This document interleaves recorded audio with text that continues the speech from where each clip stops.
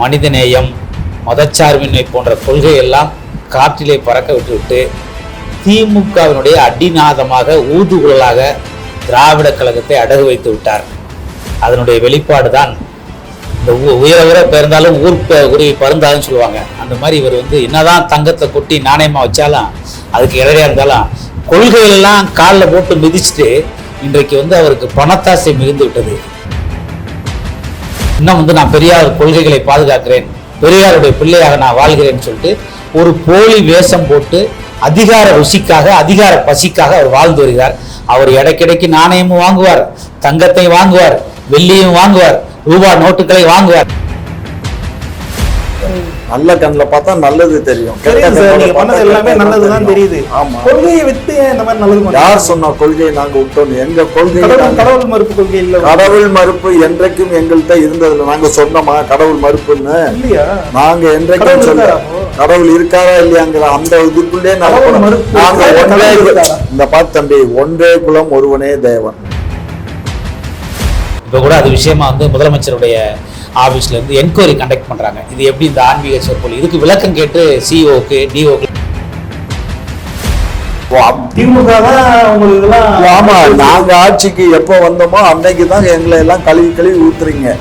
நல்ல மனசு தெரியாம அதுதான் என்ன, அதாவது நல்லவர்களை கண்டால் கெட்டவர்களுக்கு பிடிக்காது இல்லையா, அதுதான் காரணம். வேற சொல்றேன், கெட்டவர்களை கண்டால் நல்லவர்களுக்கு பிடிக்காதுன்னு சொல்லுவாங்க. நாம் தமிழருங்க நேற்று முளைத்த காலம், அரசியலிலே நேற்று முளைத்த காலம்லாம் காணாமல் இன்னைக்கு எழுதி வச்சுக்கிறீங்க. நாம் தமிழருக்கு யார் ஓட்டு போடுறான்னு முதல்ல தெரிஞ்சுக்கணும். தனது ஐடி விங் மூலமா எதிர்கட்சிகளை வேட்டை நாட்கள் போல குதிரைகள் சொல்லி ஒரு குற்றச்சாட்டு. அதிகார போதை இன்னைக்கு இப்போ அதிகாரம் கையில் வைக்கிறதுக்காக திமுகவுடைய ஐடி விங்கை வேட்டை நாயகளாக ஏவி விடுறாங்க. குக்கு செய்திகள் நேயர்களுக்கு வணக்கம். இன்றைய விவாத நிகழ்ச்சியில் நம்மோடு இணையும் சிறப்பு விருந்தினர்கள் தமிழ்நாடு நாயுடு பேரவைத் தலைவரும் திமுகவின் மூத்த முன்னோடியுமான முனைவர் திரு காமாட்சி அவர்களும், அதிமுகவின் வழக்கறிஞர் பிரிவு மாநில துணை செயலாளர் RAS செந்தில் வேலன் அவர்களும். வணக்கம் சார். வணக்கம். எப்படி இருக்கீங்க ஐயா? நலமா இருக்கேங்க. என்ன ஐயா, உங்க கட்சி மூத்த தலைவர்கள்லாம் ரொம்ப கவனிக்கத்தக்க விஷயத்துல சில விடயங்கள்லாம் பண்றாங்க, இப்ப பாத்தீங்களா? என்ன, எனக்கு ஒன்றும் தெரியலையே. திராவிட கழகத்தின் தலைவர் கி வீரமணி அவர்களுக்கு எடைக்கு நிகராக பணத்தை அவங்க தொண்டர்களே தராங்க. அதில் முட்டியை வச்சு முட்டு கொடுத்து எக்ஸ்ட்ரா பணத்தை சம்பாதிக்கிறீங்க. ஏன் இப்படி இருக்கீங்க? என்ன, நாங்கள் என்னத்தை போய் சம்பாதிக்கிறோம்? நீங்கள் அது யாருக்கு தரக்கூடிய பணம்? அந்த பணம் யாருக்கு? அவருக்கு தானே. இடைக்கிட வீரமணி கொடுத்தா வீரமணிக்கு தானே போகும், வீரமணிக்கு போகாது. அது கட்சிக்கு தான் போகும். அது இதனுடைய இது ட்ரஸ்ட் இருக்கு, பெரியார் தரக்கூடிய காசுல முட்டியை வச்சு முட்டு கொடுத்து எக்ஸ்ட்ரா பணத்தை ஏன் புடுங்குறீங்க? ஏய், என்ன பேசுறீங்க? அந்த எதுவா இருந்தாலும் அந்த பணம் அந்த ட்ரஸ்ட்டுக்கு தான் போகும். பெரியார் ட்ரஸ்ட் இருக்குல்ல, பெரியார் மணியம்மை ட்ரஸ்ட், அந்த ட்ரஸ்ட்டுக்கு தான் அந்த பணம் போகுமே தவிர ஈவன் தான் இவர் கூட எடுத்துட்டு போக முடியாது, அந்த வீரமணி ஐயா கூட எடுக்க முடியாது. இல்ல, ஏன்னா என்ன சொல்றேன்னா, தொண்டர்கள் வரக்கூடிய காசை ஏன் சார் பாக்குறீங்க புடுங்குறீங்கன்னு கேட்கறேன். இடைக்கு எடை கொடுக்குறேன்னு சொல்லிட்டாங்க, அதுக்கு மேலே ஆசையா? அதுக்கு மேலே என்ன பண்ணாங்க? இப்பதானே சொன்னேன், முட்டியை வச்சு முட்டு கொடுத்தாங்க. முட்டியை வச்சு எப்படி முட்டு கொடுக்குறாங்க? பாக்கலையா வீடியோ? பாக்கலையா? உங்களுக்கு காமிச்சேன் முதல்ல. பாக்கலன்றீங்க சார், நீங்க எப்படி சார் பாக்குறீங்க இந்த விடயத்தை? திராவிட கழகத்தினுடைய தலைவர், தற்போதைய தலைவர் வீரமணி அவர்கள் பெரியாருடைய பிள்ளையாக வளர்ந்து புரட்சித் தலைவி அம்மாவிடம் அரசியல் பயின்று புரட்சித் தலைவி அம்மா அவர்களுக்கு சமூக நீதி காத்த வீராங்கனை என்று பட்டம் கொடுத்தவர். 69% இடஒதுக்கீடுக்கு மாண்புமிகு புரட்சித் தலைவி அம்மா அவர்களுடைய கரங்களை வலுப்படுத்துவதற்கு உறுதுணையாக இருந்தவர். இன்றைக்கு 69% இடஒதுக்கீடு இந்திய அளவிலே அரசமைப்பு சட்டத்திலே பாதுகாப்பு கொண்டதிலே புரட்சித் தலைவி அம்மா அவர்களுக்கு என்ன பங்கு இருக்கிறோ அதே நிகரான பங்கு அவருக்கும் இருக்கிறது. அந்த மாதிரி விசுவாசமாக இருந்தவர். ஆனால் காலப்போக்கில் ஏற்பட்ட அரசியல் மாற்றங்களினால் இன்றைக்கு பகுத்தறிவு, சமத்துவம், சமூக நீதி, மனிதநேயம், மதச்சார்பின்மை போன்ற கொள்கையெல்லாம் காற்றிலே பறக்க விட்டுவிட்டு திமுகவினுடைய அடிநாதமாக ஊதுகுழலாக திராவிட கழகத்தை அடகு வைத்து விட்டார். அதனுடைய வெளிப்பாடு தான் இந்த உயர உயர பிறந்தாலும் உருவி பருந்தாதுன்னு சொல்லுவாங்க. அந்த மாதிரி இவர் என்னதான் தங்கத்தை கொட்டி நாணயமாக வச்சாலும் அதுக்கு இடையா இருந்தாலும் கொள்கைகளெல்லாம் காலில் போட்டு மிதிச்சுட்டு இன்றைக்கு அவருக்கு பணத்தாசை மிகுந்து விட்டது, பதவி ஆசை மிகுந்து விட்டது. அதிகார ருசியில் அதிகார ருசி கண்டாரு, எப்படி சம்பாதிக்கணும் அப்படின்னு சொல்லிட்டு. எத்தனையோ சம்பாரிச்சேன் சார், வயசாயிருச்சு இதுக்கப்புறம் ஒரு அவங்க கிட்டத்தட்ட ஆயிரக்கணக்கான கோடிகள் வந்து அந்த ட்ரஸ்ட்ல இருக்கு பணத்தை. அந்த பணத்தை வந்து அந்த திராவிட கொள்கையெல்லாம் காலில் போட்ட மிதிச்சுட்டு இன்றைக்கு அவரும் அவருடைய மகனும் அதுல இருந்து பாதுகாக்கிறதுக்காக அதிகார ருசி, அதிகாரம் வேணும், அந்த அதிகாரம் தான் அந்த சொத்தை, அந்த பணத்தை பாதுகாக்க முடியும். ஊர் தாலிகளா மறுத்து விட்டு தன்னுடைய பெண் பிள்ளைகளை வந்து இந்து முறைப்படி திருமணம் செய்வது, தன்னுடைய மகனுக்கு வந்து வினை தீர்த்த விநாயகர் கோயிலில் போய் கல்யாணம் பண்ணுறது, இப்படி இந்து முறைப்படி தான் வந்து ஜனாதன முறைப்படி தான் அவருடைய கோயில்கள் அவர் குடும்பத்தில் திருமணம் இருக்கு. ஆனால் ஊரில் வந்து உள்ள பொம்பளைங்கள்லாம் வந்து பெரியார் திடலில் கூப்பிட்டு தாலியெல்லாம் அறுத்து இன்னும் வந்து நான் பெரியார் கொள்கைகளை பாதுகாக்கிறேன், பெரியாருடைய பிள்ளையாக நான் வாழ்கிறேன்னு சொல்லிட்டு ஒரு போலி வேஷம் போட்டு அதிகார ருசிக்காக அதிகார பசிக்காக அவர் வாழ்ந்து வருகிறார். அவர் இடைக்கிடைக்கு நாணயமும் வாங்குவார், தங்கத்தை வாங்குவார், வெள்ளியும் வாங்குவார், ரூபாய் நோட்டுகளை வாங்குவார். இந்த பின்னணியில் இந்த நோட்டுகளையும் தங்கத்தையும் அள்ளி கொடுக்கறதுல திமுக இருக்குது. திமுக வந்து லட்சக்கணக்கான கோடிகளை கொள்ளையடித்து வச்சிருக்கு. அந்த பணத்தை தான் வந்து பினாமி மூலமா வந்து வீரமணி கொடுத்து இடைக்கிடைக்கு நாணயங்கள் தங்கத்தை கொடுத்து அவரை வந்து திருப்திப்படுத்துறாங்க. அதனால இன்றைக்கு வந்து திராவிட கொள்கையான சமத்துவம், சமூக நீதி, பகுத்தறிவு, மதச்சார்மை, மனிதநேயம் இதுல இருந்து விலகி திமுகவினுடைய அடிநாதமாக வந்து ஊதுகுழலாக திராவிட வீரமணி மாறிவிட்டார் நான் சொல்றேன். என்ன சார் ஊர் தாலையெல்லாம் அறக்குறீங்களா? உங்க குடும்பத்துல மட்டும் இந்துக்கள் முறைப்படி திருமணம் பண்றது, அதுல வந்து சமூக சமத்துவம், அது எங்களுக்கும் வீரமணி சம்பந்தம் கிடையாது. வீரமணி சிரிப்பா எப்படி சார் சொல்றீங்க? வீரமணிக்கு எங்களுக்கு என்ன சம்பந்தம்? என்ன சம்பந்தம்? அவரு உங்க கட்சியில வந்து கட்சிக்கு அதுக்கு அவர் எங்க கட்சியில சப்போர்ட் பண்ணவே இல்லையா? சப்போர்ட் பண்றதுங்கிறது வந்து அவங்க தான் தேர்தலே சுப வீரபாண்டியன் எதனா கருத்து சொன்னாலும் அவருக்கு எங்களுக்கு சம்பந்தம் இல்லைன்றீங்க. பாருங்க, வீரமணிக்கும் சொல்றீங்க. அவங்க எல்லாம் எங்களுக்கு ஆதரவு கட்சிகள், அவ்வளவுதான். அவங்க எங்க கட்சியில கூட்டணியிலயோ அல்லது எங்க கட்சியில தாய் கழகம் இப்ப இல்லப்பா. நாங்க அண்ணா பீரியட்லயே 49லயே நாங்க தனிச்சு வந்துட்டோம், புரிஞ்சுக்கோங்க. அதுல இருந்து நாங்க தனிச்சுதான் நிக்கிறோம். விசுவாசமே இல்லையா சார்? விசுவாசங்கிறது யார்கிட்ட இல்ல. எங்கள்கிட்ட விசுவாசம் இல்லைன்னு சொல்றது அளவுக்கு உங்களுக்கு அவருக்கு வீரமணிக்கோ உங்களுக்கோ தகுதி இல்ல. அப்படி இருந்திருந்தா வீரமணி எங்களை போன வாரம் யார் சொன்னா? போன வாரம் என்ன பண்ணாரு? பழனியில நடந்த அந்த மாநாட்டு, முத்தமிழ் மாநாட்டை விமர்சனம் பண்ணாரா இல்லையா? அவருக்கு கொஞ்சமாச்சு அவரோட கொள்கையில வந்து பற்று இருக்கு சார். உங்களை மாதிரி கொள்கையை விட்டுறது முருகருக்கு மாநாடு நடத்தலையே. அப்படியெல்லாம் இல்லை தம்பி. நீங்க வந்து தவறான கண்ணோட்டத்தோட எங்களை பாக்குறீங்க. நல்ல கண்ணில் பாருங்க, மஞ்சக்கால கம்மால கண்ணோட எங்களை பார்க்காதீங்க. நல்ல கண்ணில் பார்த்தா நல்லது தெரியும், எல்லாமே நல்லதுதான் தெரியுது. ஆமா, கொள்கையை விட்டு இந்த மாதிரி நல்லது யார் சொன்னா? கொள்கையை நாங்க விட்டோம். எங்க கொள்கை கடவுள் மறுப்பு கொள்கை இல்ல. கடவுள் மறுப்பு என்றைக்கும் எங்கள்கிட்ட இருந்ததுல நாங்க சொன்னோமா கடவுள் மறுப்புன்னு? இல்லையா? நாங்க என்றைக்கும் சொல்ல கடவுள் இருக்காரா இல்லையாங்கிற அந்த இதுக்குள்ளே இந்த பார்த்து தம்பி, ஒன்றே குலம் ஒருவனே தேவன், அது எங்க அண்ணாவுடைய சொல்லு. அதுக்கு நாங்க ஒரே இயற்கை தான் நாங்க கடவுளா வணங்குறோம். சூரியன், சந்திரன், 5 ஐம்புலன்கள் இருக்குல்ல, 5 அதை நாங்க வணங்குறோம், அவ்வளவுதான். இப்ப கண்ணுக்கு தெரியாத காற்று இருக்கு. அப்புறம் சார் இப்போ சமீபத்துல ஏதோ ஒரு உங்க கட்சியோட புது தொடக்க விழாத்துல பார்த்தேன், உதயநிதி சுவாகா, திராவிட மாடல் சுவாகான்னு சொல்லிட்டு இருந்தாங்க. கண்ணு, இதெல்லாம் வந்து உங்க கட்சிக்காரர், உங்க அமைச்சர் தான் யாரோ ஒரு சரியா பாக்கல. ஆனா உங்க அமைச்சர் இருந்தா பாரு, அமைச்சர் இருக்கலாம், நான் கூட இருக்கலாம். அது அவங்க தொண்டர்கள் விருப்பப்பட்டு செய்யும் போது நம்மளை இன்வைட் பண்ணும்போது நம்ம போறோம். எதுக்கு பழி போடுறது, என்ன வாக்காளர்கள் மேல பழி போடுறது, எங்களுக்கு அதுக்கு சம்பந்தம் இல்லை. கண்ணு, எங்க தொண்டர்கள் அவங்களுக்கு என்ன தேவையோ அதை அவங்க செய்யறாங்க. அதுக்கு நாங்க கெஸ்டா போறோம். அதை எப்படி தப்பா நினைக்கலாம் சொல்லுங்க? புரியுது, கெஸ்டா போறதுனால அதுக்கு உங்களுக்கு சம்பந்தம். அப்புறம் சிறப்பு அழைப்பாளரை தான் போறோம். ஆமா, உங்களுக்கு அதுக்கு சம்பந்தம் இல்லை. சம்பந்தமே இல்லை. சரி, தொடர்ந்து வருவோம் சார். சார், இந்த மாதிரி வந்து கொள்கையை வந்து மறந்து திமுக செயல்படுது இல்லை, நீங்க அதை எப்படி சார் பார்க்கறீங்க? இல்லை, திமுக கடந்த சில நாட்களாக அவங்களுக்கு வந்து ஒரு நிர்பந்தம். ஏன் வந்து வீரமணியை வந்து அவங்க தாஜா பண்றாங்கன்னா, திமுக வந்து இன்னைக்கு வந்து ஆல்ரெடி குளத்துல தவழ்ந்து குளிச்சுக்கிட்டு இருந்தாங்க, நீச்சல் பழகினாங்க. இப்போ வந்து ஆழ்கடலில் போய் நீச்சல் பழகிறதுக்கு முயற்சி பண்ணுது. அதுவும் காவி கடல்ல. அதனுடைய வெளிப்பாடு தான் வந்து நாணய வெளியீட்டு விழா. அதனுடைய வெளிப்பாடு தான் வந்து மத்திய அரசோடு இணக்கமான சூழ்நிலை. அதனுடைய வெளிப்பாடு தான் இன்றைக்கு வந்து அரசு பள்ளிகளிலே ஆன்மீக சொற்பொழிவுகளை என்னைக்காவது கேள்விப்பட்டீங்களா? இப்போ கூட அது விஷயமா வந்து முதலமைச்சருடைய ஆஃபீஸ்லேருந்து என்கொயரி கண்டக்ட் பண்ணுறாங்க. இது எப்படி இந்த ஆன்மீக சொற்பொழிவு இதுக்கு விளக்கம் கேட்டு சிஓக்கு டிஓக்குலாம் அனுப்பிச்சிருக்காங்க. இப்போ கொஞ்ச நாட்கள் முன்னாடி தான் வந்து அன்பில் மகேஷ் என்ன சொல்லியிருந்தாங்கன்னா, எல்லா அரசு பள்ளியில இருந்து விழிப்புணர்வு கூட்டம் மதத்தை போகிறதா ஒரு விஷயத்த சொல்கிறாரு. இந்த விஷயத்தை மீன் பண்ணாரு. அதை தொடர்ந்து தான் இப்படி நடக்குது. இந்த மாதிரி ஒரு சர்ச்சையான பிறகு எனக்கு அதுக்கு சம்மந்தம் இல்லை அது சொல்லிட்டு அன்பில் மகேஷ் வந்து கலந்துக்கிட்டாரு. அதில் இல்லை, ஒவ்வொரு விஷயமா நீங்கள் பார்த்தீங்கன்னா முருகன் மாநாடாக இருக்கட்டும், அவங்களுக்கு முருகன் மாட்டுக்கு என்ன சம்பந்தம்? தமிழ் கடவுள் 80% தமது இந்து மக்களை திருப்திப்பட்டதான் அதான் இப்போ தானே இதுக்கு முன்னாடி வந்து பிள்ளையாருடைய சேர்த்துக்கு வாழ்த்து சொல்கிறத, தீபாவளிக்கு வாழ்த்து சொல்கிறத, கிருஷ்ண சேர்த்திக்கு வாழ்த்து சொல்கிறத, பொங்கலுக்கு வாழ்த்து சொல்கிறத. பொங்கலுக்கு எப்படி சொல்லுவார்? சித்திரை ஒன்றை வந்து தமிழ் புத்தாண்டுன்னு பொங்கல் தை ஒன்று சொல்லிட்டு மாற்றிட்டு சொல்லுவாங்க. இந்த மாதிரி அவங்க முரண்பட்ட அரசியல் தான் பண்ணிக்கிட்டு இருந்தாங்க. இன்னைக்கே அவங்களுக்கு சூழல் இன்னைக்கு வந்து பெரும்பான்மை மக்களை வந்து திருப்திப்படுத்துறோம்னா வாக்கு வங்கி அரசியல்.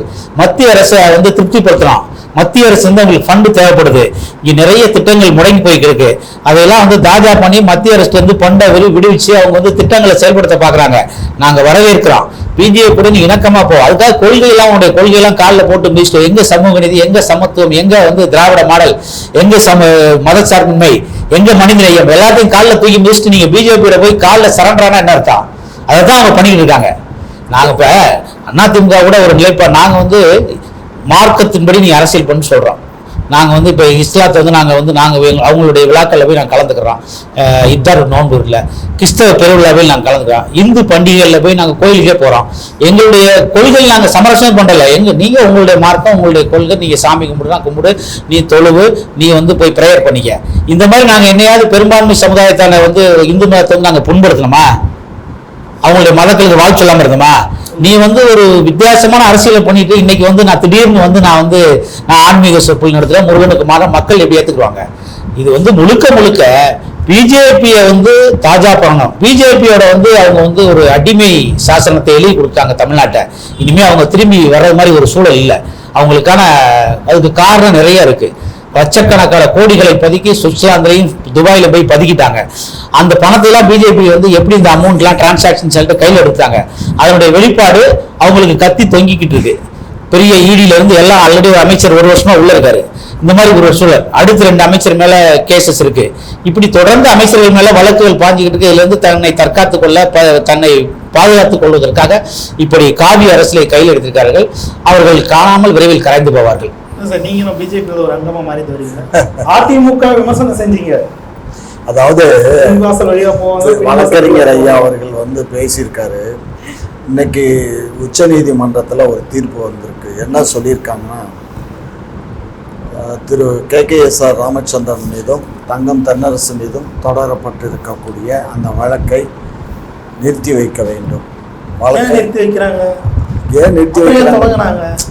அதுதான் சொல்றேனே. அதெல்லாம் அந்த நீதிமன்றத்தினுடைய நீதிமன்றத்தில் நான் சொல்றேன்ல, நீதிமன்றங்களாக செயல்பட இயலவில்லை. அதுக்கு உங்களை போன்ற சில இது எங்களுக்கு பாசிட்டிவ் இல்லைன்னு எல்லாம் நாங்கள் சொல்றேன் முடியும். இது பாசிட்டிவ் இல்லைன்னுலாம் பார்க்க முடியாது.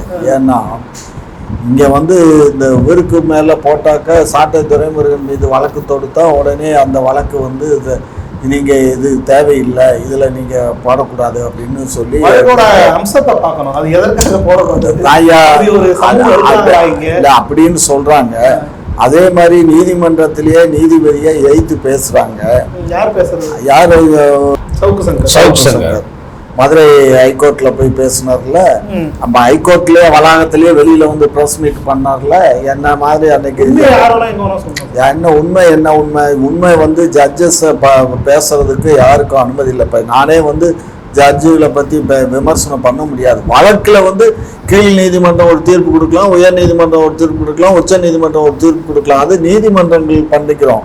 ஆனால் எந்த ஒரு நீதிபதியை வந்து தனி நபர்கள் வந்து விமர்சனம் பண்ணுறதுக்கு அவங்க விமர்சனத்துக்கு அப்பாற்பட்டவங்க, அவங்கள விமர்சனம் பண்ண இயலாது.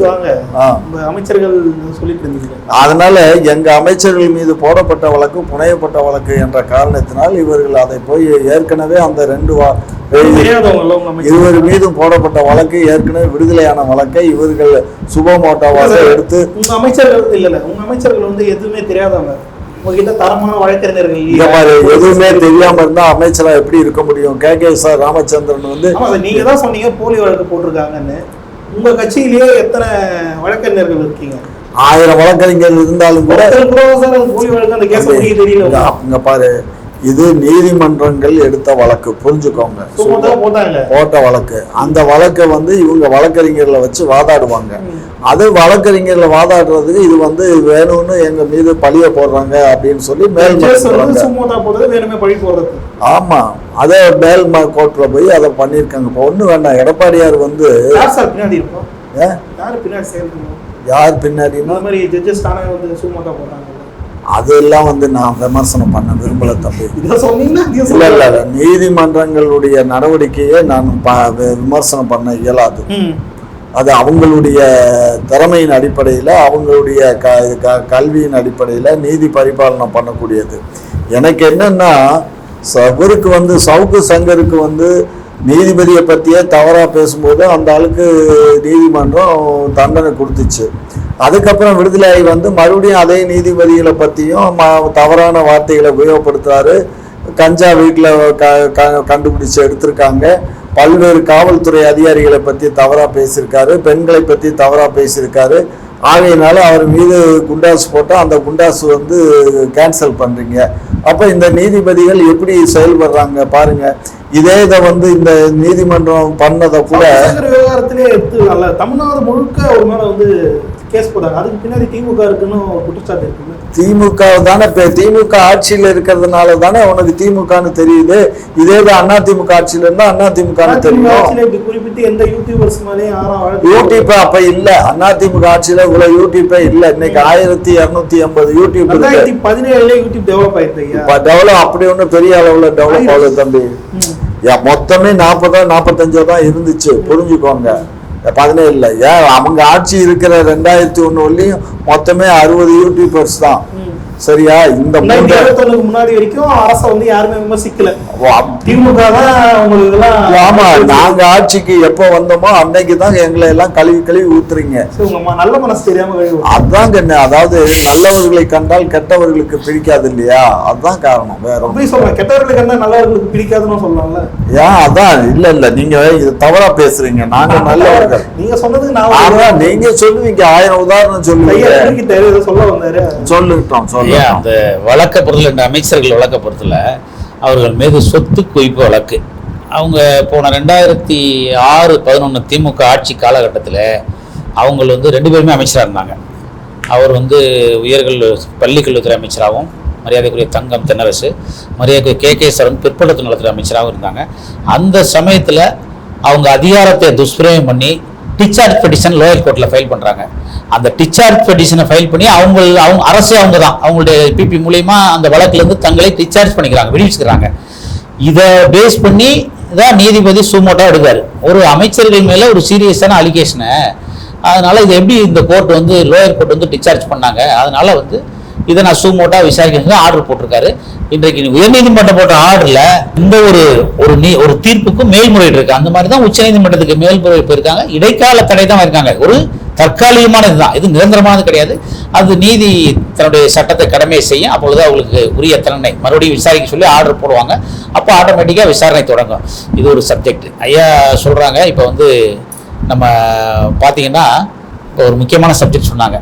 திமுக தான் இந்த வழக்கெல்லாம் வந்து, அதாவது அவங்க ஆட்சியில் வந்து இருக்கும்போது யூடியூபர் 60 இருந்துச்சு 2017. நீங்கள் பார்த்தீங்கன்னா 2016 21 வரைக்கும் நான் இப்போ சொல்லி ஆகணும். ஒட்டுமொத்த தமிழ்நாட்டில் உள்ள ஒட்டுமொத்த நியூஸ் சேனல், ஒட்டுமொத்த உங்களுக்கு இடதுசாரி இயக்கங்கள், இஸ்லாமிய இயக்கங்கள், சிறுபான்மை பிரிவு இயக்கங்கள், கிறிஸ்தவ இயக்கங்கள், இன்னும் பார்த்தீங்கன்னா உள்ள ஒட்டுமொத்த அந்த மே 17 விடுதலை சிறுத்தைகள், இப்படி அனைத்து இயக்கங்களும் அதிமுக ஆட்சி அகற்றணும்னு சொல்லிட்டு ஒரு மிகப்பெரிய போராட்ட களத்தை, அது என்ஆர்சியாக இருக்கட்டும், சிஏவாக இருக்கட்டும், இந்த அரசுக்கு எதிரான போராட்டம் இருக்கட்டும், டாஸ்மார்க், தூத்துக்குடி இஷ்யூவாக இருக்கட்டும், இப்படி எல்லாத்துக்கும் இறங்கி ரோட்ல இறங்கி போராடினாங்க. முதலமைச்சரே வந்து கொடியை பிடிச்சிக்கிட்டு டாஸ்மார்க்கை மூடு அப்படின்னு சொல்லிட்டு போராட்டம் பண்ணாரு. அவங்களுடைய தங்கை, அன்பு தங்கை கனிமொழி அவர்கள் வந்து தமிழ்நாட்டில் வந்து விதவைகள் எண்ணிக்கை வந்து பெருகிடுச்சு, டாஸ்மார்க்கை மூணு. கடைசியில் பார்த்தா இந்த டாஸ்மார்க்கு வந்து மதுபானம் தயாரிக்கிற ஆலைகளே அவங்கள்ட்ட அதிகமாக இருக்கு. இந்த மாதிரி ஒரு சூழல் வச்சுக்கிட்டு அவங்க வந்து இன்னைக்கு வந்து அதே டாஸ்மார்க் வச்சு இந்த அரசே நடக்குது. இன்னைக்கு அதே டாஸ்மார்க் வச்சு தான் இன்னைக்கு ஒரு அமைச்சரே 1 வருஷமா உள்ள இருக்காரு. அதனால திமுக பொறுத்தவரையில முன்னுக்கு பின் முன்னான அரசியல், தனக்கு வந்து சாதகமாக இருக்கக்கூடிய சூழல்களை பயன்படுத்துறதுக்காக அவங்க யாரை வேணாலும் போராட்ட களத்துக்கு தூண்டுவாங்க, யாரை வேணாலும் போராட்டத்துக்கு களத்துக்கு வராமல் வந்து அவங்கள வந்து சைலண்ட் பண்ணுவாங்க. இதில் வல்லவர்கள் அப்படித்தான் ஒட்டுமொத்த மீடியாக்களும் போன ஆட்சியில் அதிமுகவுக்கு எகென்ஸ்டா இருந்தாங்க. அதே காலகட்டம் தான் இன்னைக்கு யூடியூபர் வேணா நம்ம சாட்டை திருமுருகன் மாதிரி ஆட்கள், சவுக்கு மாதிரி ஆட்கள், இவங்கெல்லாம் வந்து இந்த அரசுக்கு மாரிதாஸ் மாதிரி ஆட்கள், பிஜேபி ஆதரவோட இந்த அரசுக்கு எதிராக பேசலாம். ஆனால் ஊடகங்கள் நீங்க கணக்கு எடுத்தா இன்னைக்கு வரைக்கும் வாய்மூடி மௌனியா தான் இருக்கு. இன்னைக்கு வந்து தமிழ்நாட்டில் எவ்வளவு பிரச்சனைகள் இருக்கு. உதாரணத்துக்கு பாத்தீங்கன்னா கார் ரேஸ் அதிமுக தான் முதல்ல நீதிமன்றத்துக்கு எடுத்து போனோம். இங்கே இருங்காட்டுக்கோட்டையிலே மாண்புமிகு அம்மா அவர்கள் வந்து ஆட்சியில் வந்து கார் ரேஸ் நடத்துறதுக்கு அருமையான மைதானம் இருக்கு. நீ ஏன் வந்து ஒரு உயர்நீதிமன்றம் இருக்கு, சட்டசபை இருக்கு, மல்டி ஸ்பெஷல் இந்த மாதிரி ஒரு மக்கள் குடியிருப்பு ஒரு பெரிய ஆபீசர்ஸ் இருக்கு ஏன் நடத்துற அப்படின்னு நாங்க தான் அப்ப நீதிமன்றம் அவங்க தீர்ப்பு போடும்போது அந்த தீர்ப்பு மட்டும் அவங்க வந்து எதிர்ப்பு திரும்ப அது வரவேற்காங்க. நீதிமன்றத்தில் கார் ரேஸ் நடத்தி முடிச்சிட்டாங்க. ஒரு நடிகைக்காக வந்து அந்த கார் ரேஸை நடத்தி முடிச்சு பிரைஸ் கொடுத்து முடிச்சிட்டாங்க. அந்த நடிகை யாருன்னு உங்களுக்கு தெரியும். அதனால இவங்க செய்யற அநியாயங்கள் அக்கிரமங்களா நியாயப்படுத்துறதுக்கு தமிழ்நாட்டில் உள்ள மீடியா இல்ல. எத்தனை பேர் இந்த கார் ரேஸை பத்தி விவாதம் நடத்துறீங்க, எத்தனை பேர் இதை பத்தி டிபேட் நடத்துறாங்க? அதை பத்திலாம் வந்து வாய்மூடி மௌனியா இன்னைக்கு இருக்கக்கூடிய அத்தனை எதிர்கட்சிகளும் சரி, அதிமுகவும் ஒரு சில கட்சிகளையும் தவிர இன்னைக்கு எல்லாருமே அவங்களோட வந்து கூட்டணி உள்ள கட்சிகள் இதை பத்தி எதையுமே வாய் திறக்கல. அதனால இந்த ஆட்சிக்கு ஒரு மக்கள் புரட்சி வந்தா மட்டும்தான் விடிவு காலம் பிறக்கும். இந்த திமுகவோட ஒரு அண்டர்ஸ்டாண்டிங் போட்டு கூட்டணி கட்சிகள் வர்ற வந்து அந்த லாபத்துல பங்கு பிரிச்சுக்கிட்ட ஒரு கம்பெனியை போல செயல்படுறாங்க. அதனால வந்து இவர்கள்லாம் இனிமேல் இந்த அரசுக்கு எதிராக எந்த காலத்திலும் வாய் திறக்க மாட்டாங்க. அதிமுக என்ற பொறுப்புள்ள எதிர்கட்சி மட்டுமே திமுகவை எதிர்த்து அரசியல் களத்தில் போராடும் என்பதை இந்த நேரத்தில் தெரிவித்துக் கொள்கிறேன். ஐயா சொன்ன கருத்தோட தொடர்ந்து இன்னொரு அதிமுக மீது வைக்கப்படக்கூடிய இன்னொரு விமர்சனம் என்னன்னா, எதிர்கட்சியாக எடப்பாடி அவர்கள் வந்து சரியா செயல்பட மாட்டாரு அப்படின்ற ஒரு கருத்து வந்து வைக்கிறாங்க. அதிமுக வழக்கறிஞர் பிரிவில் நீங்க இருக்கீங்க, நீங்க இதை எப்படி சார் அணுகுறீங்க? எதிர்கட்சியா எடப்பாடியார் செயல்படுகிறது யார் இந்த கருத்தை வைக்கிறது? திமுகவினரும் வைக்கிறாங்க, மக்களும் வைக்கிறாங்க. தொடர்ந்து இந்த 3 ஆண்டு கால ஆட்சியில் அனைத்து இந்திய அண்ணா திராவிட முன்னேற்ற கழகத்தினுடைய எழுச்சி மாநாடு மதுரையிலே மிகப்பெரிய மாநாடு 20 லட்சம் பேரை கூட்டி மதுரையே ஸ்தம்பிக்கும் அளவுக்கு ஒரு பெரிய மாநாட்டு நடத்தினோம். நாங்கள் அரசியல் காலத்தில் மிகப்பெரிய மாநாட்டு, அந்த மாநாட்டுக்கு ஈக்குவலாக திமுக என்ன கூட சேலத்தில் போட்டாங்க, ஃபெயிலியர் ஆயிடுச்சு. எதிர்கட்சியாக செயல்படணும். இன்றைக்கு திமுக செய்கின்ற அத்தனை அட்டூழியங்களையும் தட்டி கேட்கிற ஒரே இயக்கமாக அது இப்போ வந்து சொத்து வரி உயர்வாக இருக்கட்டும், மின்கட்டண உயர்வாக இருக்கட்டும், இப்படி எல்லா வரி உயர்வுகளை எடுத்து அதிமுக சார்பாக தமிழகம் தெளிவே போராட்டம் பண்றாங்க. அதிமுக சார்பாக எதனா போராட்டம் சார், நாம் தமிழருங்க நேற்று முளைத்த காலம், அரசியலிலே நேற்று முளைத்த காலம்லாம் காணாமல் இன்னைக்கு எழுதி வச்சுக்கோங்க. நாம் தமிழருக்கு யார் ஓட்டு போடுறான்னு முதல்ல தெரிஞ்சுக்கிறணும். அதாவது ரத்தம் புடைக்க வந்து அவர் வந்து அரசியல் பேசுறார். ஆனால் அவர் எந்த கொள்கையில் அரசியல் பேசுறான்னு நீங்க புரிஞ்சுக்கிறணும். இளைஞர்களை மனமாற்றம் செய்யற ஒரு அரசியலை பேசுறாரு, தமிழ் தேசிய அரசியலை பேசுறாரு. ஆரம்பத்தில் அவர் வந்து இயக்கம் ஆரம்பிக்கும் போது நாம் தமிழர் கட்சி பெரியாரிசம் பேசினாரு, பெரியார் வாழ்கன்னு சொன்னாரு. கொஞ்ச நாள்லயே பாத்தீங்கன்னா தன்னை மாற்றிக்கொண்டு பெரியாரை திட்ட ஆரம்பிச்சிட்டாரு. முருகன் என்னுடைய முப்பாட்டன் சொல்றாரு. இப்படி ஒவ்வொருத்தையும் முப்பாட்டன் சொல்லிட்டு ஒரு போலி அரசில் விடுதலை புலிகளை பத்தி வந்து இவர் வந்து ஆமக்கறி சாப்பிட்டேன், பூனைக்கறி சாப்பிட்டேன்னு தமிழ்நாட்டு இளைஞர்கள்ட்ட ஒரு தவறான தகவல்களை தொடர்ந்து இவர் வந்து விடுதலை புலிகளை பார்த்துருக்கவும் மாட்டாரு. அவரோட ஒரே ஒரு போட்டோ எப்படியோ போய் எடுத்துக்கிட்டு இன்னைக்கு தமிழ்நாட்டு இளைஞர்களை மடைமாற்றம் செய்கிறார். இந்த வாக்கு வங்கி நிலையானது அல்ல. அவர் குறி வைக்கக்கூடிய வாக்குகள் வந்து அதிமுகவில் இருந்து பிரியக்கூடிய வாக்குகள். அதுதான் நான் சொல்றேன், இந்த வாக்கு வங்கி நிலையானது இல்லை. அதாவது அவர் வந்து இளைஞர்கள்ட்ட தவறான தமிழ் தேசிய அரசியலை பேசி அவர்களை மடைமாற்றம் செய்கிறார். அவர் வந்து ஃபியூச்சர்ல அரசியல்ல நேற்று முளைத்த காளானை போல காணாமல் போய்விடுவார். அவங்க வந்து போராட்டத்தை முன்னெடுக்கிறாங்க சார். அதிமுக வந்து போராட்டம் பண்ணா அத்தனை வருவாய் மாவட்ட தலைநகர்லையும் வந்து தமிழ்நாட்டில் உள்ள எத்தனை வருவாய் மாவட்டம் இருக்கோ அத்தனை வருவாய் மாவட்டம் 39 மாவட்ட தலைநகர்ல அங்கே போராட்டம் நடத்துறான். நாம் தமிழர் நடத்துறாங்களா? எங்கேயாவது ஊர்ல அவங்க நாங்க பண்ண போராட்டத்தை நீங்க கணக்கில் எடுங்க. சொத்து வரி உயர்வா இருக்கட்டும், மின்கட்டண உயர்வா இருக்கட்டும், திமுக செய்கின்ற எத்தனை அட்டூழியமா இருக்கட்டும், இப்ப கார் ரேஸ்ல வழக்கு போடுறா இருக்கட்டும், எத்தனையோ விஷயங்கள அதிமுக தொடர்ந்து நீதிமன்றத்தில் வழக்கு போடுறோம். போராட்டம் இதை விட சொத்து வரி உயர்வு, மின்கட்டண உயர்வுல மிகப்பெரிய தமிழக இருக்கான். சட்டமன்றத்தை முடக்கிற அளவுக்கு வெளியே வந்து போராட்டம் பண்ண எங்க எடப்பாடியார்ல இருந்து அத்தனை 65 சட்டமன்ற தூக்கி வெளியே போட்டாங்க. தொடர்ந்து சட்டமன்றத்தில் நாங்க வந்து வெளியில போய் சேர்றோம், திமுக எடுத்து போராட்டம் பண்றோம். இதுக்கு மேல என்ன போராடலன்னு சொல்றீங்க? அதிமுக வந்து எத்தனை யூடியூபர் எங்களுக்கு ஆதரவா இருந்தா எத்தனை அதிமுக ஐடி விங் மேல எத்தனை எஃப்ஐஆர் போட்டுறாங்க. எங்களுடைய முன்னாள் அமைச்சர் வந்து எம்ஆர் விஜய் போலியா வந்து வழக்கு பதிவு செஞ்சிருக்காங்க. இப்படி எத்தனை அமைச்சர் மேல இதுவரை நம்ம மிஸ்டர் ராஜேந்திர பாலாஜி மேல வந்து போலியா வழக்கு பதிவு செஞ்சாங்க. இப்படி ஒவ்வொரு முன்னாள் அமைச்சர் மேலேயும் வந்து வழக்கு பதிவு செஞ்சு எங்க கழகத்தை நடத்த விடாம முடக்க நடந்து திமுக வேலை செய்து அதெல்லாம் நாங்க எதிர்த்து இந்த 3 ஆண்டு காலமா ஃபைட் பண்ணிட்டு இருக்கோம். நீங்க அதிமுக போராட்டத்துக்கே வரலன்னு சொல்றீங்களே, ஒரு வடிகட்டி பொய்ய சொல்றீங்களே, நாங்க எப்படி ஏத்துக்க முடியும்? வந்து வெகுவா முன்வைக்கிற கருத்து அதுதான். எடப்பாடி வந்து சிறந்த தலைவர் கிடையாது, அந்த அளவுக்கு அவரால் அதிமுக முன்னெடுக்க முடியலன்னு சொல்லிட்டு ஒரு கருத்து. சரியான தலைவர் இல்லாம எப்படி வந்து 66 சட்டமன்ற உறுப்பினர் கூட்டணி 75 சட்டமன்ற உறுப்பினர் எப்படி நம்ம பிடிக்க முடியும்? ஆனா நாடாளுமன்றத்துல ஃபெயில் ஆச்சு இல்ல சார்? அரசியல்ங்கிறது வெற்றி தோல்விங்கிறது சகஜம்தாங்க. நாடாளுமன்றத்துல எங்க ஃபெயிலியர் ஆச்சு? எங்களுடைய வாக்கு வங்கி சதவீதம், அதாவதுங்க 3 கூட்டணி நிக்குது. ராகுல் காந்தி தலைமையிலே இந்திய பிரதமரை தேர்ந்தெடுக்கும் தேர்தல், மரியாதை மோடி அவர்களை இந்திய பிரதமர், இந்த 2 கூட்டணியும் அமைச்சு போடுறாங்க. நாங்க வந்து எடப்பாடியில பிரதமர் சொல்ல, தமிழ்நாட்டுடைய வருங்கால முதல்வர் சொல்றோம். நாங்க எங்களுடைய கொள்கைகளை எங்களுடைய திட்டங்களை முன்னிறுத்தி தேர்தல் சமைச்சோம். நாங்க 23% வாக்கு நாங்க வாங்கியிருக்கோமே, அதை பேச மாட்டேங்கல்ல. ஏன் திமுக வந்து 21% தான் வாங்குச்சு. ஆர்கே நகர் போன ஆட்சியில ஆர்கே நகர்ல டெபாசிட் போச்சு. இப்படி வந்து போன 10 வருஷமா திமுக வெளியிலே தலைகட்டாம இருந்துச்சு. அவங்க எதிர்கட்சியை சொல்லிட்டாங்க. அதனால அரசியல்ல வெற்றி தோல்வி சகஜம். அதனால அதிமுக வந்து பீனிக்ஸ் பறவை மாதிரி மீண்டும் நாங்க உயிர் தள்ளுவோம். 2020 எடப்பாடி தான் முதலமைச்சர். சரி சார், இதை தொடர்ந்து சார் நீங்க பிஎம்சி பள்ளிகளை கொண்டு வந்தாதான் பிஎம்சிக்கான ஃபண்டு வந்து தமிழ்நாட்டுக்கு வரும் சொல்லிட்டு ஒன்றிய அரசு சொன்னதா திமுக ஒரு குற்றத்தை வந்து ஒன்றிய அரசு மேல வைத்தீங்க. ஆனா கடந்த மார்ச் 15ஆம் தேதியே வந்து பிஎம்சி கொண்டு வரலாம்னு சொல்லிட்டு ஒரு சட்டத்தையும் நீங்க கையெழுத்திட்டீங்க. இந்த 5 மாத காலமா வந்து ஒன்றிய அரசு பங்கு தரலன்னு சொல்லிட்டு திமுக வந்து பொய் பித்தலாட்டத்தை வந்து மக்களிடம் செஞ்சுதான் வந்து பொய் பித்தலாட்டம்லாம் கிடையாது. வேற உண்மையிலேயே அவங்க ஃபண்டு கொடுக்கல, புரிஞ்சுக்கோங்க. நீங்க என்ன சொல்றீங்கன்னா எங்க கொள்கைக்கு எதிராக இருக்கு பிஎம்சி பள்ளிகளை கொண்டு வர வேண்டியது அப்படின்னு சொல்லிட்டு ஒரு கருத்து கண்ண எல்லாமே. அதாவது இங்க பாருங்க, ஒன்றிய அரசு வந்து இந்த தேசத்தை கூறுவோட நினைக்குது, புரிஞ்சுக்கோங்க. ஆனா திராவிட முன்னேற்ற கழகமும் சரி, அனைத்து இந்திய அண்ணா திராவிட முன்னேற்ற கழகமும் சரி, பிரிவினையை நாங்கள் ஒருபோதும், ஏனென்றால் இல்ல, நாங்க அது எங்க குழந்தை தானே. நான் என்ன சொல்றேன், அவர் 1000 பேசினா கூட எங்க பிள்ளை தானே அது. அதனால அது எதிர்கட்சி ஆளுங்கட்சிங்கிறதுனால நான் அதை சொல்றேன், வேற ஒண்ணும் இல்ல. அப்படி சொல்றேன். ஆமா, பாலி சட்டமன்றத்துல ஒரு தீர்மானம் கொண்டு வந்தா 2 பேரும் ஒரு மனதா தானே தீர்மானம் நிறைவேற்றுறோம். அதனால சில விஷயங்கள் ஒத்து போகும், சில விஷயங்கள் ஒத்து வருதா? எந்த விஷயத்துக்கு? எங்களுக்கு 525 கோடி தர வேண்டியது பாக்கி 2 ஆண்டு காலமா கொடுக்கல. அந்த 2 ஆண்டுல நாங்க ஆட்சிக்கு வந்த காலம் தொட்டு கொடுக்கல. அதை கொடுக்கணுங்கிறது எங்களுடைய கேள்வி.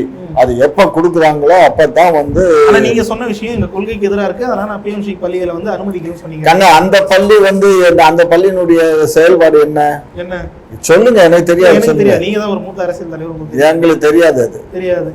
மக்களிடம் சொன்னது என்னன்னா எங்க கொள்கைக்கு எதிராக இருக்கு, அதனால நாங்க கொண்டு வரல, அது கையெழுத்து இதெல்லாம் சொன்னீங்க. ஆனா மார்ச் 15ஆம் தேதி கையெழுத்துறீங்க. கண்ணு, நாங்க 2 விதம் கண்ணு. அதாவது நாங்க போட்டது வந்து அவங்க சொன்னது வந்து கையெழுத்த நாங்க போடலன்றீங்க சார். கையெழுத்தை நாங்க போடலதான். எதுக்கு போட்டோங்கிறத புரிஞ்சு பேசணும். ஏமாத்தி எல்லாம் வாங்கல. நாங்க வந்து 2 விதமான கொள்கை வச்சிருக்காங்க ஒன்றிய அரசு. ஒண்ணு வந்து ஹிந்திய வந்து எல்லாமே ஹிந்தியிலேயே கத்து கொடுக்கறதுன்னு ஒண்ணும். 2வது ஹிந்திய ஒரு பாடமா வச்சு ஆங்கிலம் இணைப்பு மொழியா இருக்கணுங்கிறது நம்மளுடைய கொள்கைக்கு ஒத்து போனதுனால நாங்க அதுல கையொப்பமிட்டிருக்கோம். அவ்வளவுதான். வேற எதுவும் கிடையாது. நம்ம கொள்கைக்கு அது ஒத்து போனது. அதனால சொல்லிருக்கலாம்ல. மக்கள்கிட்ட என்ன சொல்லல? மக்கள் இதை என்ன சொன்னீங்க தெரியுமா? எங்க கொள்கைக்கு எதிராக இருக்கு இந்த மாதிரி ஒரு திட்டம் சொல்லிருக்கீங்க. கண்ண, ஒரு விஷயம் பக்கம் போட்டு பாரு, ஒன்றிய அரசு எங்களை கசக்கி பிழியுது, புரிஞ்சுக்கோ. இந்த எப்படா இவனை வந்து, அதாவது ஒரு டிஸ்மிஸ் பண்ற மாதிரி பழைய மாதிரி, ஏன்னா சுப்ரீம் கோர்ட் கொட்டு வச்சதுல இருந்து அது பண்ண முடியல. உங்களுக்கு நாங்க வாக்களிச்சு ஜெயிக்க வச்சிருக்கோம். நீ யாரையா வாக்களிச்ச? என் தொண்டை வாக்களிச்சா நாங்க பாத்துக்கிறோம். நீங்க அந்த 10 வருஷம் வெளியே இருந்திருக்கோம். அதெல்லாம் நாங்க பாத்துக்கிறோம். எங்களுக்கு தெரியும் அது எப்படி அரசியல் பண்ணணும், என்ன பண்ணணும் எங்களுக்கு தெரியும். நீங்க முதல்ல கண்ணீர் வடிக்க வேண்டாம். நாங்க முதல்ல கண்ணீர் வடிங்க சார். உங்க தொண்டை வாக்களிச்சான்னு சொன்னீங்கல்ல, 10 வருஷம் எங்க போயிருந்தாங்க உங்க தொண்டை? 10 வருஷம் இல்ல, 100 வருஷம் இல்லைன்னா கூட அடுத்து நாங்க ஆட்சிக்கு வருவோம். ஆட்சிக்கு வரலைனாலும் பரவாயில்ல, மக்களுக்காக போராடுவோம். மக்களுக்கு முன்னிருந்து வேண்டியதை நாங்க பெற்று தருவோம். அவ்வளவுதான். சார், இதை தொடர்ந்து வந்து திமுக தனது ஐடி விங் மூலமா எதிர்க்கட்சிகளை வந்து வேட்டை நாய்க்கள் போல குதறுகிறதுன்னு சொல்லி ஒரு குற்றச்சாட்டு. இதுதான் அதிகார போதை. இன்னைக்கு வந்து இப்போ அதிகாரம் கையில் வைக்கிறதுக்காக திமுகவுடைய ஐடி விங்கை வந்து வேட்டை நாயகளாக ஏவி விடுறாங்க. அவங்க போடுற பிஸ்கட்டுக்கு அவங்க வந்து வேட்டை நாயகளாக செயல்படுறாங்க. அதுக்கு காரணம் அதிகார போதை தான். இன்னைக்கு வந்து அதிகாரம் குவிஞ்சு கிடக்கு, ஆட்சி கையில் இருக்குது. சட்டத்தின் ஆட்சி இங்கே தமிழ்நாட்டில் நடைபெறல. நீங்கள் வந்து பார்த்தீங்கன்னா இந்த 3 வருஷ ஆட்சியில் 2500 டாஸ்மார்க் இல்லீகல் பார்க் தமிழ்நாட்டில் நடக்குது. அந்த இல்லீகல் வருமானம் முதலமைச்சர் குடும்பத்துக்கு தான் போகுது. போதை மாத்திரை, கொகைன், இப்படி எண்ணற்ற உயர் ரக போதைப் பொருட்கள் பள்ளி கல்லூரி வாசல்களே வந்து ஓப்பன் மார்க்கெட்லேயும் ஆன்லைன்லையும் விற்கிறாங்க. இதை வந்து யூஸ் பண்ணிட்டு பெரிய ரத்து பள்ளிகளும் நடுத்தர வர்க்கத்தினுடைய பள்ளி மாணவர்கள்லாம் மிகப்பெரிய லெவலில் போதை வஸ்துகளை பயன்படுத்தி மிகப்பெரிய லெவலில் பாதிக்கப்படுறாங்க. இதையெல்லாம் வந்து தட்டி கேட்க திராணியற்ற விடிய அரசு வந்து இந்த திமுகவுடைய ஐடி விங்க வேட்டை நாய்களை போல் அவங்களுக்கு தேவையான பிஸ்கட்டில் போட்டு சாப்பிட வச்சு எதிர்க்கட்சிக்கு எதிராகவும் மற்ற தமிழ்நாட்டு ஆர்வலருக்கு எதிராகவும் வேட்டை நாய்களை போல பயன்படுத்துகிறாங்க. இது வன்மையாக கண்டிக்கத்தக்கது. அதிகார போதையில் அவர் பேசுறது நான் வன்மையாக கண்டிக்கிறேன். வேட்டை நாய்கள்னு சொல்றது அதாவது திராவிட முன்னேற்ற கழகத்திற்கு ஆதரவா இருக்கக்கூடிய ஊடகங்களை வந்து வேட்டை நாயின்னு ஒரு சித்தரிக்கை. ஊடகத்தை நம்ம அப்படியே பேச மாட்டோம். ஐயா சொன்னார் அந்த ஐடி விங்க தான் சொல்றேன். அவங்கள வந்து பிஸ்கட்டை தேவையான பிஸ்கட்டை போட்டு வேட்டை நாயெல்லாம் பயன்படுத்துறாங்கன்னா ஐடி விங்க தான் சொல்றேன். ஊடகத்தை போய் இருங்க. ஐடி விங்குமே ஒவ்வொரு கட்சியிலையும் தான் ஐடி விங் இருக்கு. ஊடகத்திலயுமே திராவிட அரசுக்கு ஆதரவா உள்ளவங்களுக்கு வந்து அவங்களுக்கு பிஸ்கட் போடுறாங்க. இந்த அரசுக்கு ஆதரவா உள்ளவங்களுக்கு போன 5 வருஷத்துல வெகமண்டா தன்னுடைய வீரியமா போராட்ட களத்துக்கு வந்த ஊடகங்கள்லாம் இன்னைக்கு எங்க போயிட்டாங்க? சமூக ஆர்வலர்கள், இந்த மே 17 இந்த மாதிரி இயக்கங்கள், தமிழ் தேசிய இயக்கங்கள், அப்படி போராடினவங்களும் இன்னைக்கு எங்கே போயிட்டாங்க? இன்னைக்கு போய் செலண்டாகல. இன்னைக்கு வந்து இந்த கோவன் ஒரு பாடகர், நந்தினி ஒரு சட்டக்கல்லூரி மாணவி, இப்படி சொல்லிக்கிட்டே போகலாம். எத்தனை பேர் இந்த அரசுக்கு எதிராக அதிமுக அரசுக்கு போராட்டம், இவங்கெல்லாம் எங்கே போயிட்டாங்க? அவங்களுக்குலாம் வந்து வேட்டநாயை போல பிஸ்கட்டை போட்டு ஆஃப் பண்ணி வச்சுட்டாங்க. இதான் உண்மை. என்ன தவறான தகவலை பரப்புறாங்க அவரு. உண்மையான தொழில் அவங்களுக்கு வந்து இதேதான் தொழில். தவறான எங்க அங்க பாரு, அபிஷியல் ஐடியிலே திராவிடியன் ஸ்டாக்னு போட்டு வச்சிருக்காங்க. திராவிடியன் ஸ்டாக்னா என்ன? எங்களுடைய கொள்கை அது. அதான் போட்டு வச்சிருக்காங்க. அவ்வளவுதான். ஆமா, உங்கள் இல்லையா? ஆமா. இங்க பாரு கண்ணே, திராவிடியன் ஸ்டாக் தமிழ்நாட்டு ஊடகங்கள் என்ன பண்றாங்க? இங்க பாரு, திராவிட முன்னேற்ற கழகம், அனைத்து இந்திய அண்ணா திராவிட முன்னேற்ற கழகம் தானே பேர் இருக்கு. அப்ப அவங்க எங்காலா என்னையா பேசுற? அப்போ திராவிடியன் ஸ்டாக்ஸ் பேசுறவங்களா உங்களால இல்ல, அவங்க கொள்கை அது. அவ்வளவுதான், புரிஞ்சுக்கோ. அதாவது நம்ம மேற்கு வங்கத்தில் வந்து ஒரு டாக்டர் வந்து வன்புணர்வுக்கு கூப்பிட்டு அதை பற்றி வந்து தமிழ்நாட்டு ஊடகங்கள் வந்து டிபேட் நடத்துது. நாமக்கல்ல ஒரு 2 லட்சம் சம்பளம் வாங்கின இன்ஜினியரு ஒரு 9 வயசு சிறுமியை வந்து பாலியல் வன்பு கொடுத்து 20 இடத்துல கண்டந்துடமாக வெட்டுறான். 20 நாள் காவேரி வந்து நாமக்கல் காவேரி ஹாஸ்பிட்டல்லேருந்து அந்த பொண்ணு இறந்து போகுது. அதை பற்றி என்னைக்காவது இந்த ஊடகங்கள் வந்து டிபேட் நடத்துதா? இதுதான் தமிழ்நாட்டு ஊடகங்கள் நிலைமை. அதே மேற்கு வங்கம் வந்து உங்க ஊடகத்துல எடுத்தீங்களா ஐயா? உங்க ஊடகத்துல எடுத்தீங்களா இந்த செய்திய? இல்ல, எடுத்திருக்கு. ஆமா, நானே பார்த்திருக்கேன். இவர் எடுக்கலைங்கிறாரு. இது மிகப்பெரிய யூடியூப்ல சொல்ல ஐயா, தமிழ்நாட்டு ஊடகங்களை சொல்றேன். சன் டிவி மாதிரி ஊடகங்கள் மேற்கு வங்கத்துல மாதிரி இங்க ஒரு பொண்ணு வந்து தன் நண்பர்கள் மூலமா புது பண்ணுவாங்க. அதை ஏன் பேசல? தஞ்சாவூர்ல அதெல்லாம் தெரியுது, அதை பத்தி பேசதான் மனம் வரும். அதெல்லாம் ஊடகங்கள், அதாவது யூடியூப்ல வருது, பட் பெரிய அளவுல அது இது ஆகல. அது மூடி மறைக்கப்படுது. மூடி மறைக்கப்படுதா? மூடி மறைக்கிறீங்களா? நாங்க மூடி மறைக்கல. சரிங்க சார், பல்வேறு விவகாரங்களுக்கு மிகவும் தெளிவாக விளக்கம் வச்சுங்க. இருவருக்கும் மிக்க நன்றி.